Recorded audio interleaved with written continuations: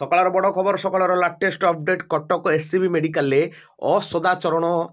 होता एक युवती को गत 16 तारिख दिन 17 तारिख दिन उक्त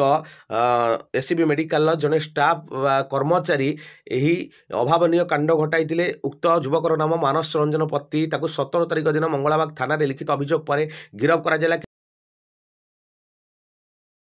जदि देखा दुखर विषय हूँ गत काली ही उक्त युवती आखि बुझी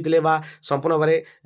मृत्यु घोषणा होता एवं बर्तमान संपूर्ण भाव में जो देखिए एससीबी मेडिकल को नहीं तनाघना जारी रही एत बड़ मेडिकल जोटि आशा विश्वास भरोसा नहीं लोक मैंने आसठी केमी एभली एक नारकीय कांड घटीगला एत डॉक्टर वार्डर और आटेनान्स थाई केमी असदाचरण घटीगला जड़े निरीह 21 वर्षीय युवती और से संपूर्ण भाव आखि बुझिले ताकू नहीं अनेक प्रश्न एससीबी मेडिकल को नहीं कौन हम यही मध्यवित्त लोकों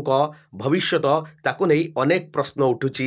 लोक मानक मध्य सकाळ बड़ खबर सकाळ लाटेस्ट अपडेट एससीबी मेडिकल असदाचरण तापरे उक्त